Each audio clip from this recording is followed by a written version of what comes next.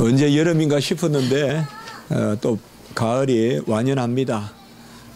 언제 우리 곁에 왔는지 가을이 성큼 와서 낙엽이 지고 또 잎새가 물들고 하는 모습을 볼 수가 있습니다.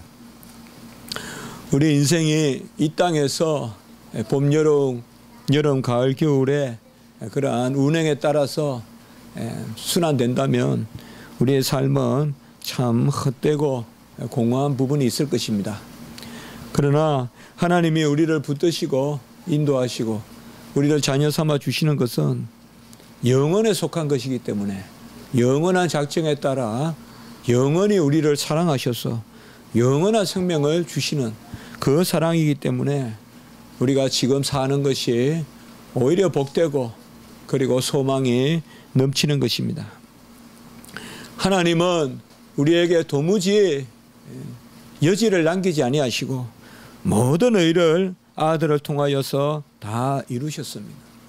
선물은 일부를 주지 않죠. 다 완성품을 주는 게 선물이죠. 지난 주간에 15절의 말씀에 보면 한 사람 예수 그리스도의 은혜로 말미암은 선물이다.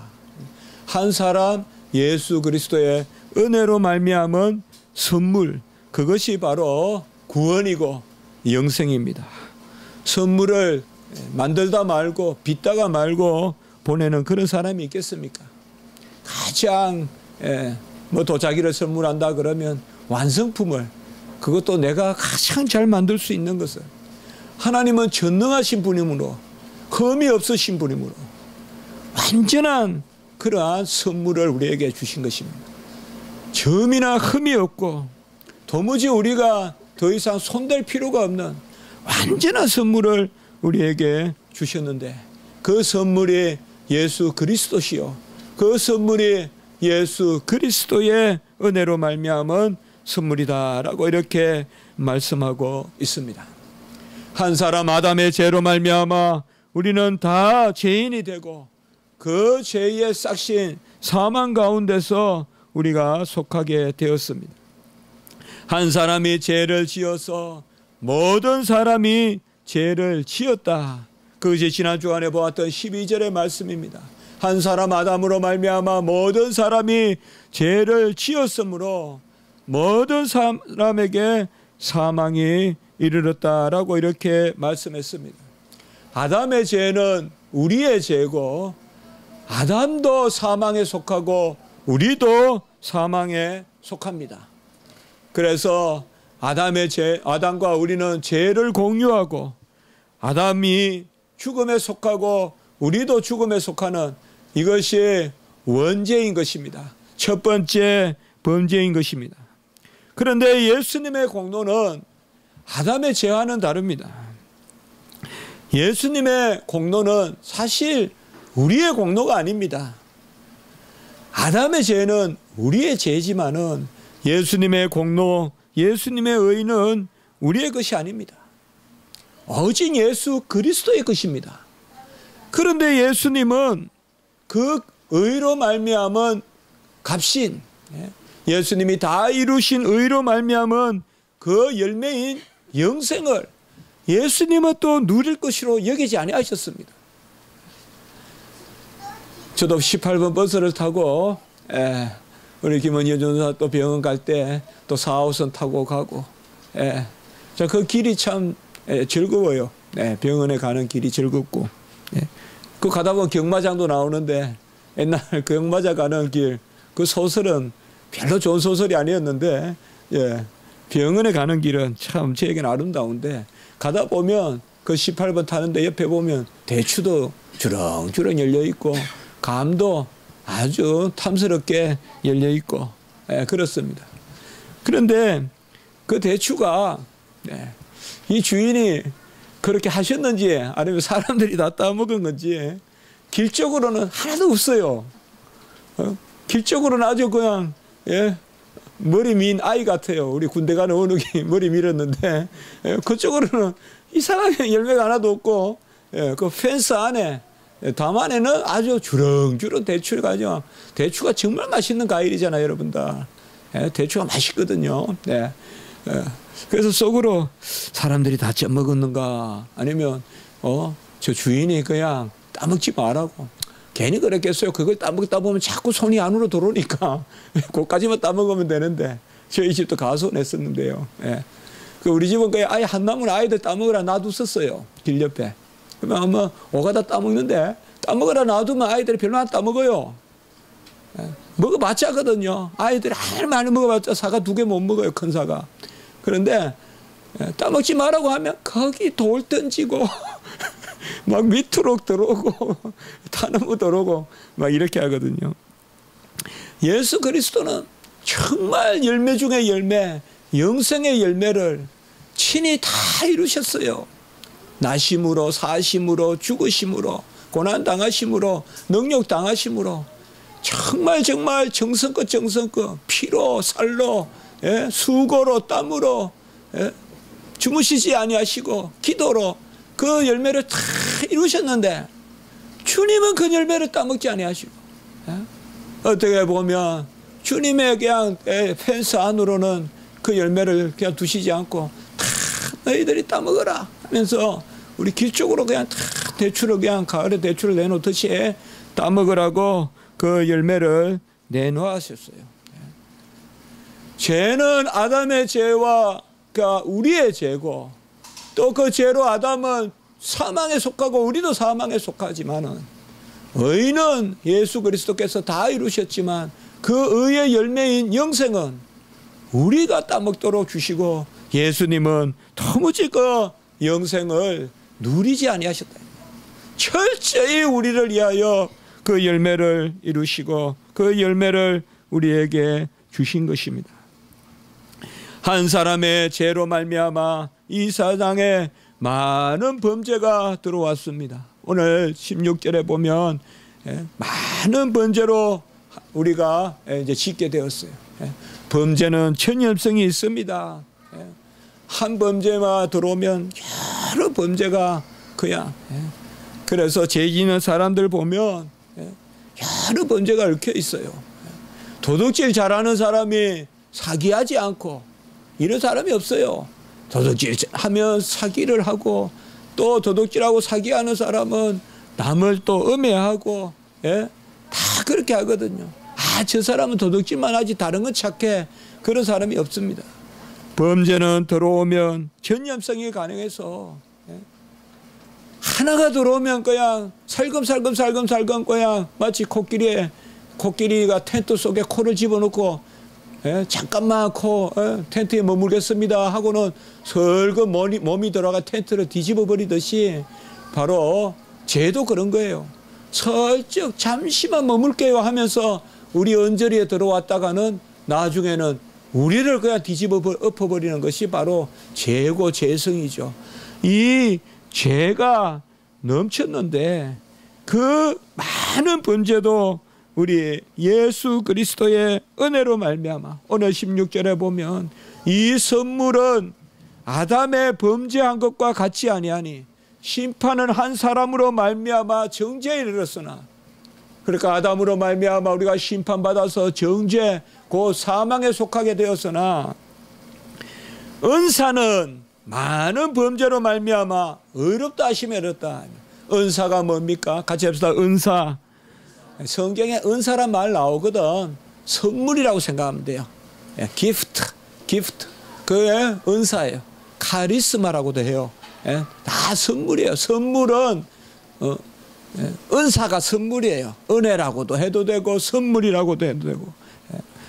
바로 한 죄가 들어오니 세상에 죄가 쫙 뻗었는데, 관영하게 되었는데, 그 죄가 이제 많은 범죄가 예수 그리스도 안에서 온전케 되었습니다. 우리 병도 마찬가지죠, 여러분들. 한 곳이 아프면 또 옆에가 아프고 옆에가 아프고.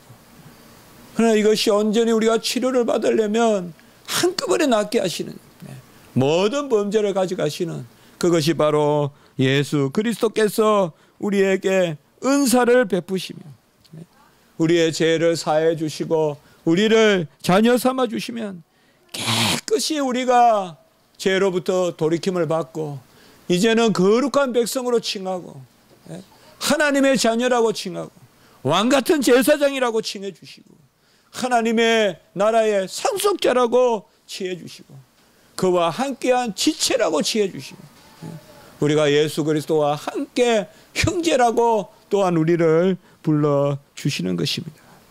죄를 지으면 사망이 왕노릇합니다. 죄가 들어오면 죄가 왕노릇하는데 죄가 왕노릇하는 그 모습이 바로 사망이 왕노릇하는 것입니다. 17절의 말씀에 보면 한 사람의 범죄로 말미암아 사망이 왕노릇하였은적이라고 이렇게 말하고 있습니다. 짙은 그늘이 어둠이 왕노릇하는 것입니다. 우리의 삶을 지배해 버리는 것입니다. 빛은 어디 가고 없고 어둠만 있어서 서물서물해지고 끝내는 우리가 멍이 들고 끝내는 고름이 생기고 끝내는 터져버려서 끝내는 다 소멸해버리는 그것이 바로 죄의 싹신 사망의 지배인 것입니다. 사망의 권세가 사망이 왕노릇하는 것은 첫 번째로 현세주의입니다.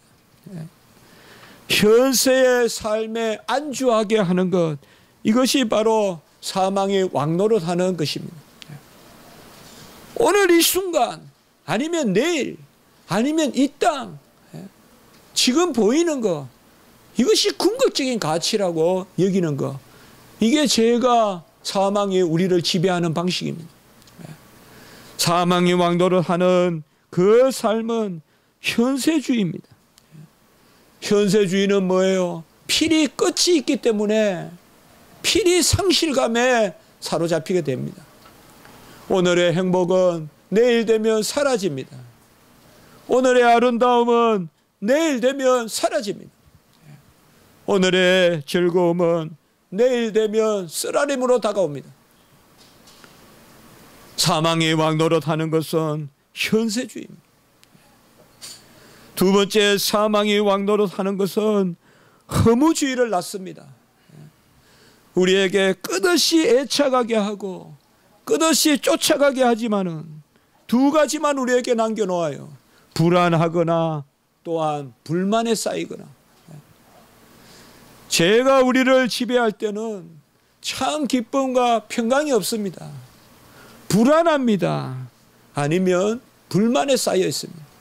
가진 사람은 불안하고 없는 사람은 불만에 쌓여 있고, 이것이 죄가 우리를 지배하는 방식입니다. 땅의 것만 보니까, 눈에 보이는 것만 보니까 서로 다투어야 되고, 그것을 먹지 못하면, 내가 다 가지지 못하면, 내가 다 취하지 못하면 불만에 빠지고, 그것을 취하게 되면 다른 사람이 가지지 못한 사람이 내 걸 해칠까 봐 불안해하고, 우리가 이 땅만을 바라보면 불안 아니면 불만입니다. 이 땅의 것은 서로 아웅다웅해야 돼요. 우리가 어릴 때 땅 따먹게 하죠. 이렇게 네모를 치고, 뭐 병뚜껑 이런 걸 가지고 이렇게 튀겨서 가는 것만큼 땅이죠. 가는 것만큼 손에 튀겨서 땅이죠. 그러나 그 땅이 넓지 않죠. 내가 먹으면, 그래서 나중에는 뭐예요? 처음에는 내 땅을 먹다가 나중에는 보면 남의 땅 잡아먹게 하죠. 요새 그런 거 안 하겠지만, 처음에는 내 땅을 딱 확보하고 이제 다 땅이 없으면 뭐예요? 이제는 다른 땅 따먹게 하죠. 그 손뼉을 이렇게 지어가지고, 저는 뼘이 커가지고 아주 그냥, 그거 하면 잘하는데 튕기는 걸 잘 못해요. 튕기는 잘 못하면 그런 거 잘 못했어요. 항상 못하는데. 어떤 애들 잘 튕기는데 저는 툭 이렇게 튕기는데, 근데 손이 길어가지고 땅 따먹기 할 때 뼘으로 따먹잖아요. 어릴 때부터 왜 그런 놀이를 하는지 모르겠어요. 그게 전쟁이지 뭐예요. 내가 따먹으면 다른 애도 못 먹고, 그렇죠. 그 처음에는 내 땅만 먹고 그냥 게임 끝내면 되는데, 나중에는 왜 다른 땅 따먹게 하잖아요. 탁 들어가가지고 선을 그어가지고는 그게 내 땅이요, 내 땅이요. 마지막에 손으로 뼘제가 쫙 이렇게 끌면 그냥 끝이잖아요, 그게. 그 어릴 때 그 했던 기억이 나는데, 그러니까 세상은 뭐냐 하면 현세주의, 허무주의예요.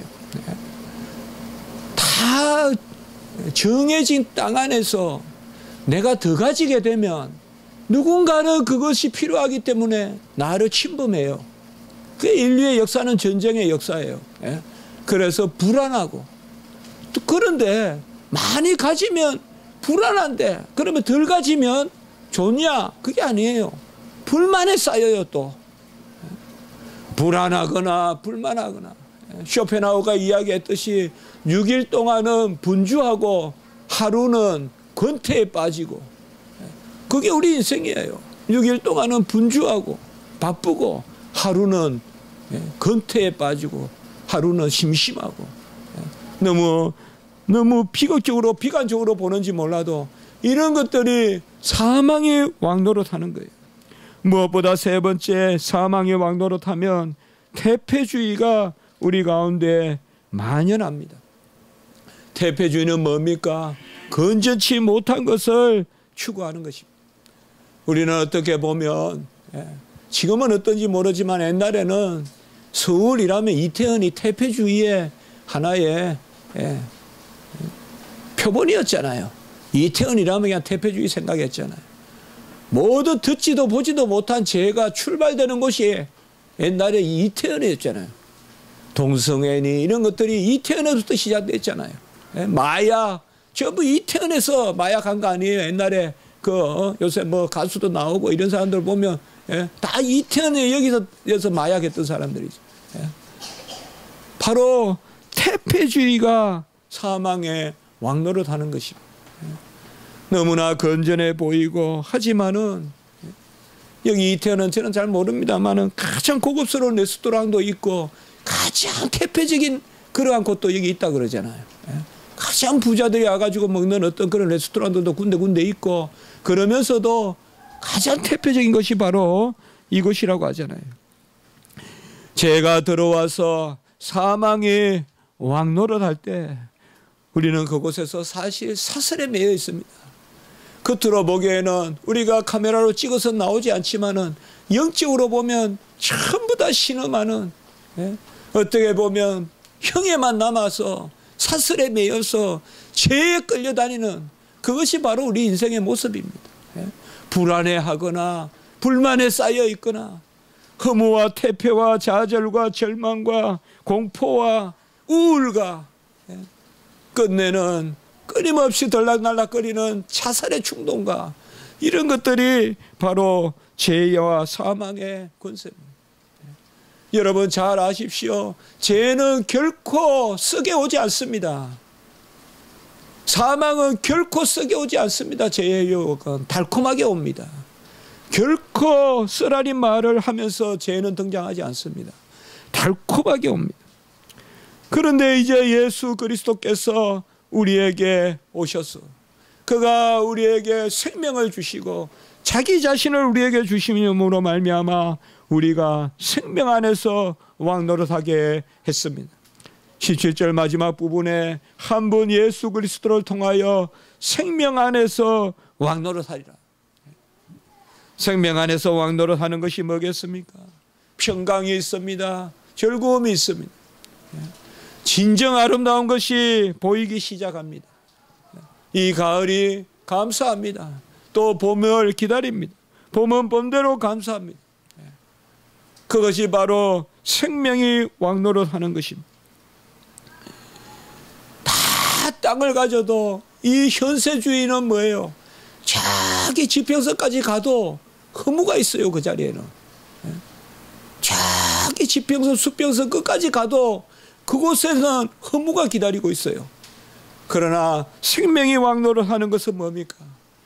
영원한 삶이 우리를 기다리고 있기 때문에 사는 것도 감사하고 죽는 것도 감사하고 주 안에 죽는 자가 복되도다.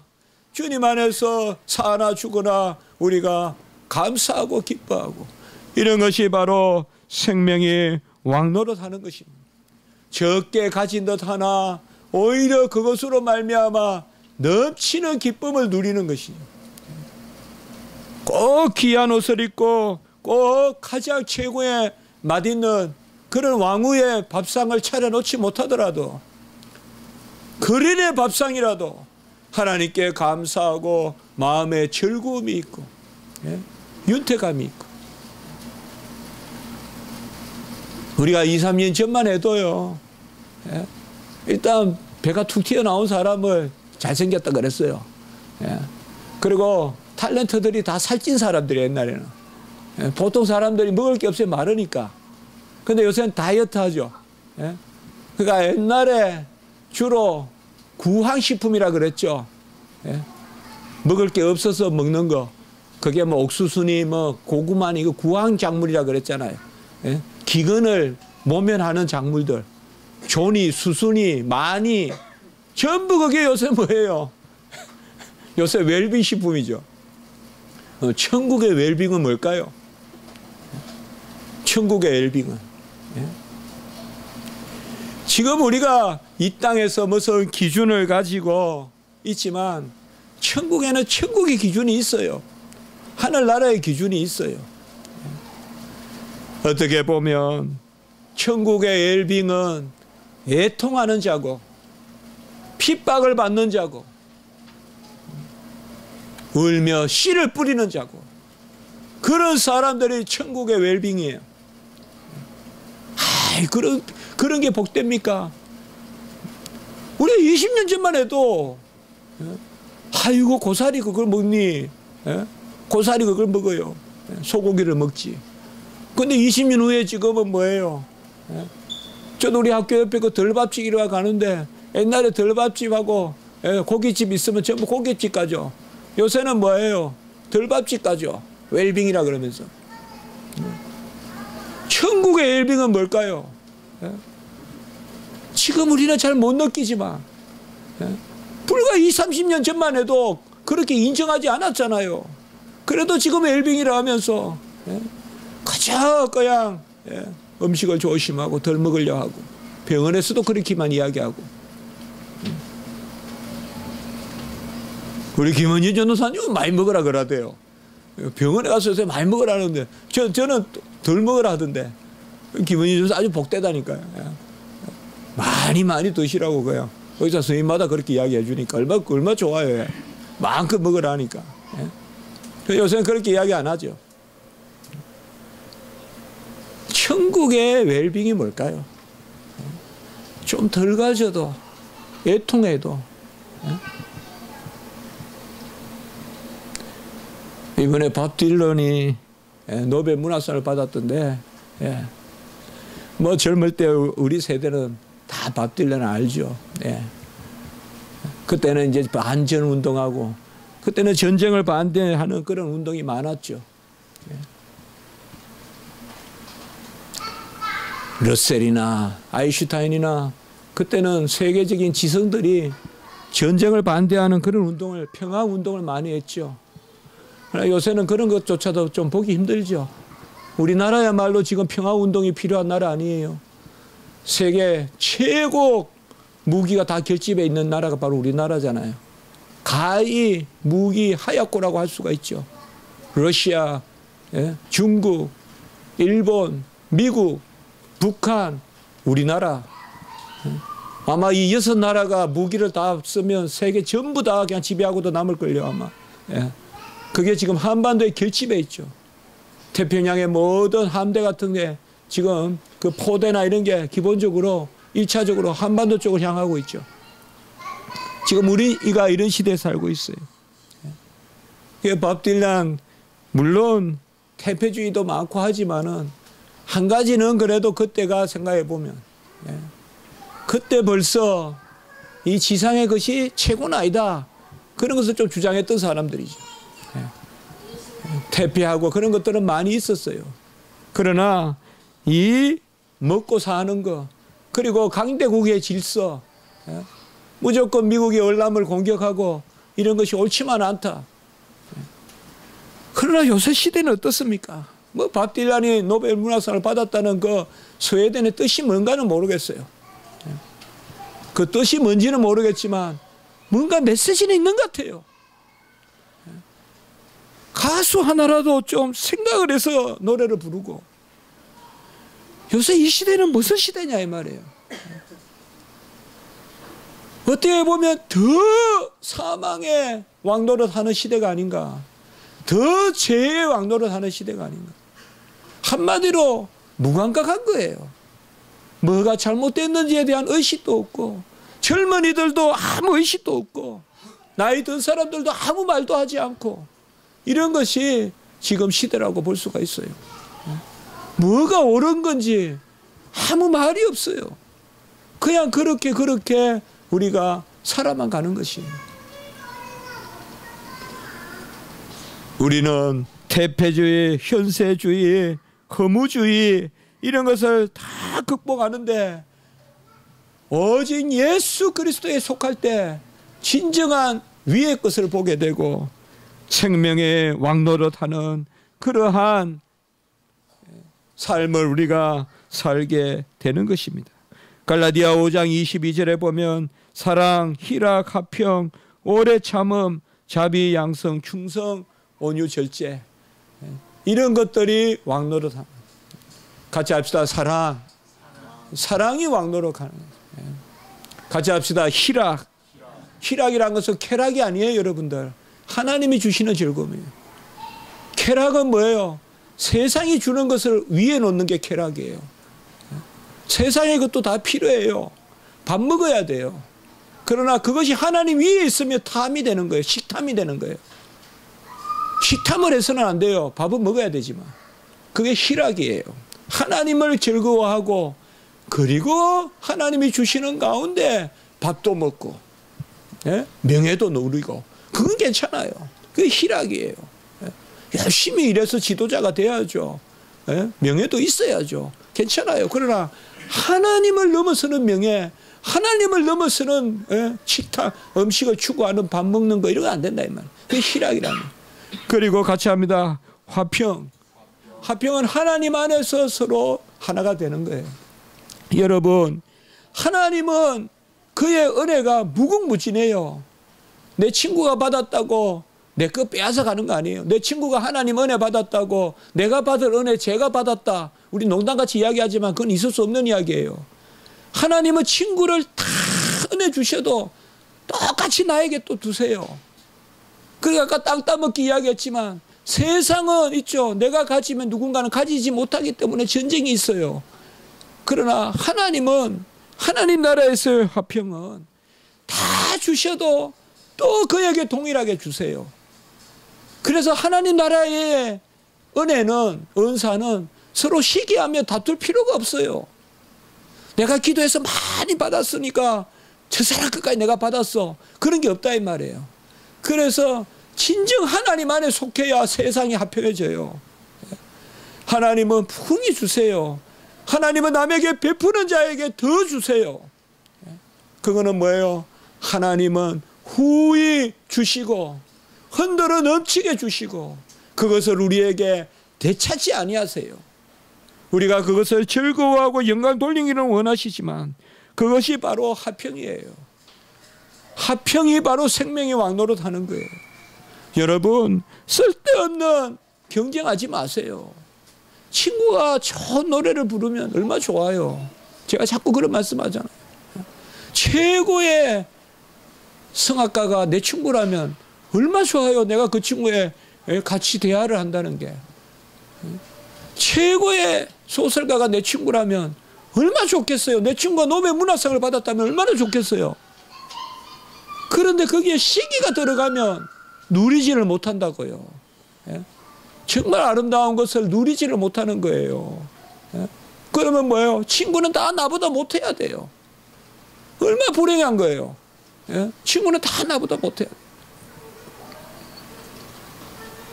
제가 애군 유학 가서 한 가지 정말 배우고 싶은 거는 제 자신도 그래야 되는데 꼭 우리가 수업 듣고 커머스라고 해서 공동체가 이렇게 모여서 우리 신학교니까 같이 기도하고 점심을 먹고 그랬었어요. 제가 미국에 있을 때. 영국에서는 그렇게 하지 않았는데 영국에도 그렇게 모이는 장소는 있었는데요.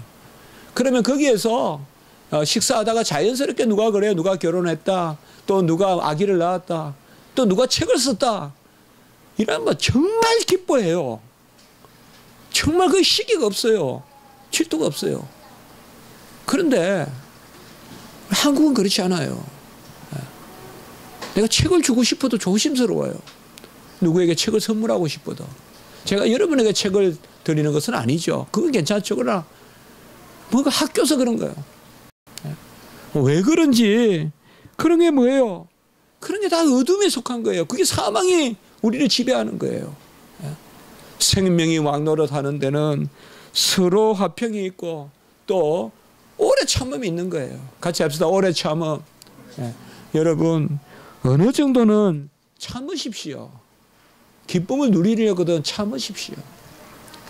여러분 감기 걸렸다가 나을 때 아주 기쁘죠. 그건 참음의 열매예요. 우리가 참을 때 열매가 있어요. 누군가를 사랑한다 그러면서 참지 못한다면 그것은 사랑이 아니에요. 사랑은 오래 참아야 돼요. 아무 참을 생각도 없고 일주일도 참지 못하고 어찌 누군가를 사랑한다 할 수 있어요. 오래 참아야 돼요. 참는 게 생명이 왕노릇하는 거예요. 성급한 거 우리가 지난주 금요일도 봤지만은 무지한 사랑, 내 발이 앞서는 사랑은 미련한 거예요. 참아야 돼요. 참고 지켜보고 기다려주고 그리고 자비라는 말은 베풀기를 힘쓰는 것이요. 양선이라는 말은 바로 나누는 거예요. 하나님이 주시는 것을 너그러운 마음으로 나누는 것. 꼭 그만 가지세요, 여러분들. 없는 것보다 주시고 나누는 게 낫잖아요. 그렇죠? 내가 아무것도 없으면 0이지만은 10을 주면 친구하고 절반씩 나눠도 5를 갖잖아요. 그렇죠? 그게 감사의 삶이거든요. 근데 아무것도 없는 게 나아요. 오히려 친구에게 5를 주니. 누가 조사해 보니까 그렇게 나오더래요, 통계가. 친구에게 5를 주는 것보다 처음부터 10을 안 받는 게 낫다 이거예요. 받고 똑같이 나누는 것에 대해서 불만을 가진다 이거예요. 이런 것이 우리가 뻔히 알면서도 잘 안 되는 거죠. 그렇죠. 또 충성이에요. 충성은 뭔가 하면 기다리지 않고 남보다 내가 앞서서 섬기는 거예요. 같이 우리가 청소할 수 있지만 내가 먼저 청소하는 게 충성이에요. 같이 닦을 수 있지만은 내가 안 닦으면 저 사람이 닦게 되지만은 또 저 사람도 그걸 즐거워하지만 내가 앞서서 하는 거 그게 충성이에요.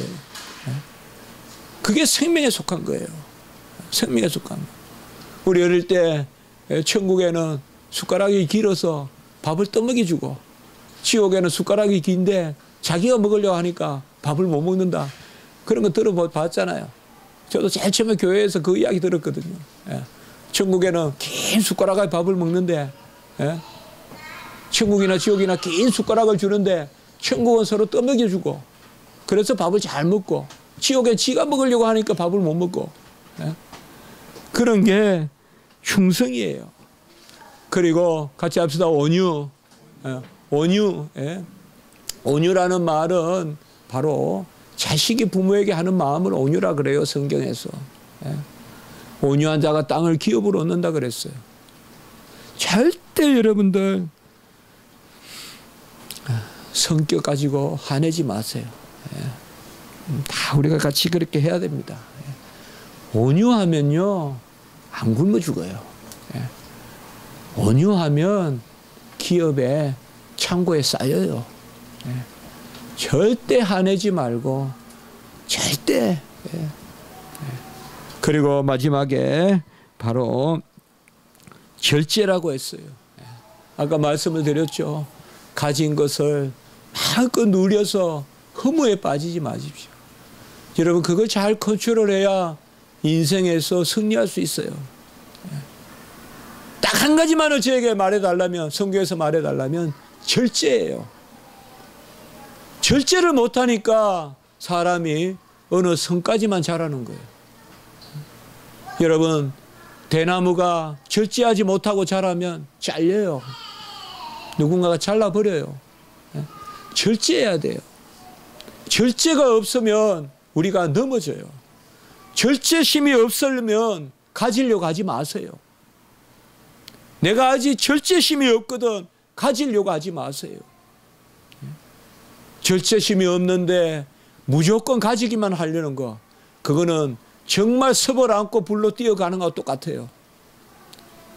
그것은 취하는 것이 아니라 망하는 것이에요.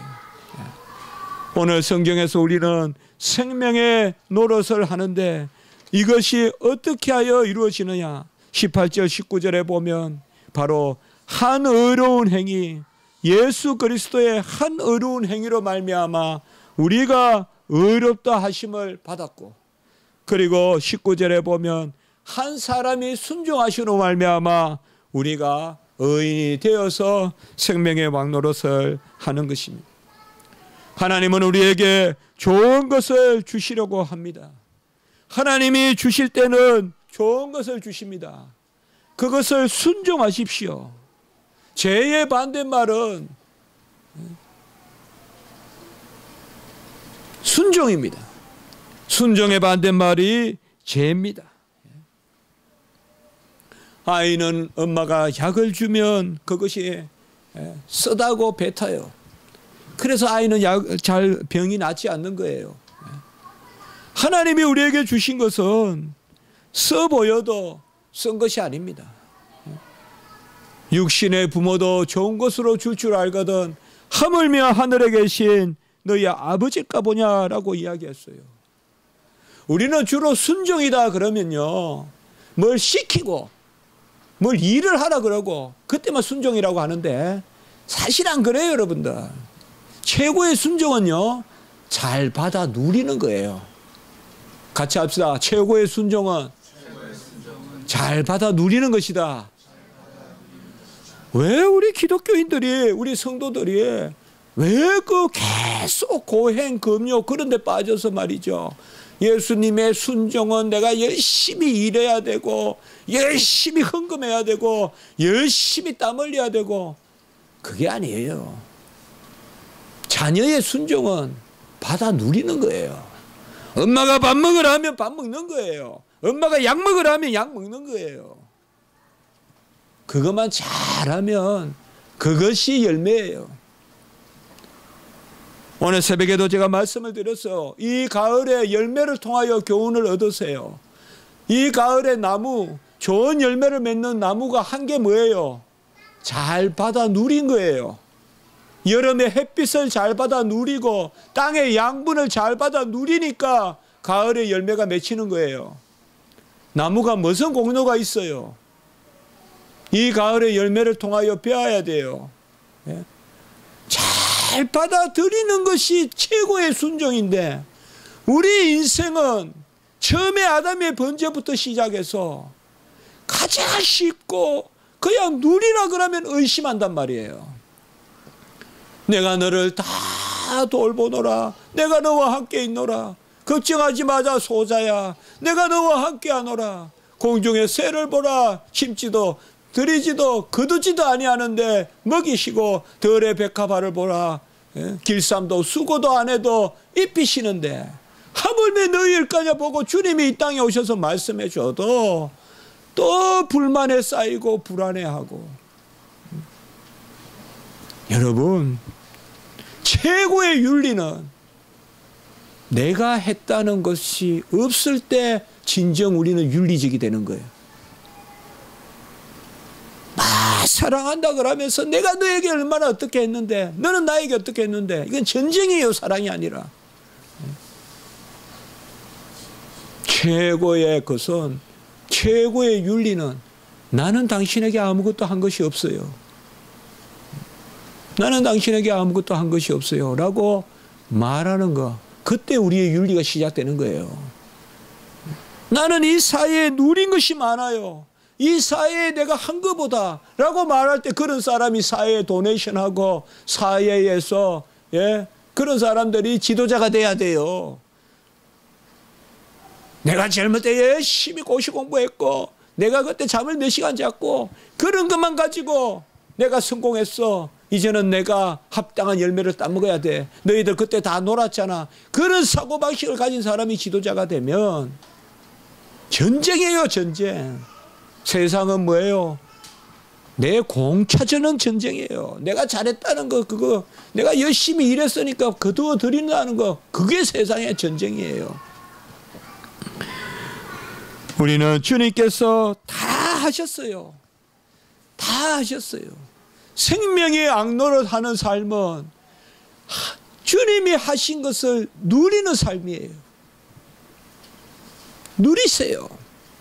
간혹 그것이 언뜻 보기에는 써 보여도 그게 우리를 고치는 약이 되고, 언뜻 보기에는 강렬한 햇빛이 따가워 보여도 그것이 우리에게 열매를 맺게 하는, 맛있는 열매를 맺게 하는 양분이 되는 거예요. 자양분이 되는 거예요. 누리는 거예요. 순종이라면 누리는 거예요. 여러분, 홍해를 건널 때 뭐가 순종이에요? 잠잠하라. 그게 순종이에요. 홍해를 건널 때 물 퍼내라 그랬어요. 바게스 준비해와, 물 퍼내. 1인당 서너 차례씩 물 퍼내 그랬어요. 가만히 성경을 보면요, 누리는 거예요. 누리는 거. 같이 합시다. 하나님의 질서대로 누리는 거. 일용할 양식을 누리는 거. 만나와 메추라기를 누리는 거. 이 누리는 질서를 아는 사람이 크게 복받은 사람이에요. 그런 사람이 지도자가 돼야 돼요. 머리가 돼야 돼요. 우리 한국 교회도 그런 크리스천 리더들이 나와야 돼요. 뭔가 알미리한 식으로 잘못 이해되고 있어요. 내가 어릴 때 교회 다녀서 열심히 공부해서 성공했다 해서 뭔가 이 인과관계가 잘못돼 가고 있어요. 내가 열심히 교회 다녀서 열심히 공부해서 좋아요. 그건 하나님 은혜예요. 그러나 그럼 하나님이 하셨다고 해야죠. 그런데 거기에 그까지는 좋은데 그 다음에 뭐예요? 내 공로가 들어가요. 그래서 내가 그렇게 그때 다른 애들 다 뭐하고 뭐 할 때 나는 깨끗하게 교회 생활하면서 흠없이 터없이 살았는데 이따 공로주의란 말이에요. 우리는 잘 누리는 것입니다. 바로 20절에 율법이 들어온 것은 범죄를 더하게 하려 합니다. 이 말씀도 바로 그런 뜻으로 보시면 돼요. 생명이 있을 때 율법은 우리에게 열매로 작용하는데, 생명이 없는 자에게는 율법이 범죄로 나타납니다. 이제 오늘 말씀을 우리가 맺으면서 같이 합니다. 죄가 더한 곳에 은혜가 더하다. 우리는 부족하고 연약합니다. 나는 죄인 중에 괴수다. 이 말을 한 사람이 가룟 유다가 아닙니다. 바울입니다. 정말 우리가 흠모하고 우리가 그렇게 살 수 있을까 싶은 바로 바울도 나는 죄인 중에 괴수라 그랬어요. 우리에게 아무 공로 없어요. 잘 받아 누리고 아멘하고 평강이 있고 희락이 있고 화평이 있고 자비 양성 충성 온유 절제 오래 타면 사랑 희락 화평, 그 9가지 열매를 우리가 잘 누리는 생명이 왕노릇해야 돼요. 서물서물 들어오는 죄가 나를 지배하지 말게 하세요. 어둠이 나를 지배하지 말게 하세요. 맑은 곳에서 아름답고 참하게 그렇게 사세요. 뭐 득지 수식 안 해도 돼요. 안 꾸며도 돼요. 밝은 곳에서 순수하게 사세요. 그것이 바로 큰 복이고 부유한 것입니다. 생명이 왕노릇해야 돼요. 생명이 왕노릇해야 돼요.